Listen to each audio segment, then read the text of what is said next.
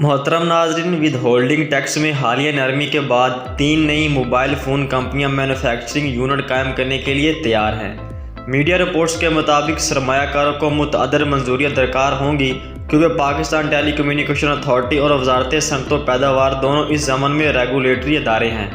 حکومت نے حال ہی میں ملک میں اسمبلی و پیداوار کی ترغیب دینے کے لیے مکمل طور پر تیار کردہ موبائل فونز پر WHD کو ختم کرنے کا آرڈیننس جاری کیا ہے، کیونکہ گزشتہ دور میں درآمدی موبائل فونز مقامی طور پر بننے والے موبائل فون سے سستے تھے۔ انفینکس اور ٹیکنو موبائل فون تیار کرنے والی کمپنی کے چیف ایگزیکٹو عامر اللہ والا نے کہا کہ اب ٹیکس میں چھوٹ کے بعد تقریباً $100 کے مقامی طور پر اسمبل ہونے والے موبائل فون اور ایک امپورٹ فون کی قیمت میں تقریباً $1900 کا فرق ہے۔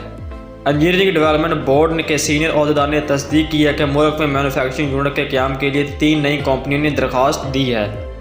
ملک میں جو 3 یونٹ قائم کیے جا رہے ہیں، ان میں فیصل آباد میں ویوو موبائلز، لاہور میں ایئر لنک اور کراچی میں ایڈوانس ٹیلی کام شامل ہیں۔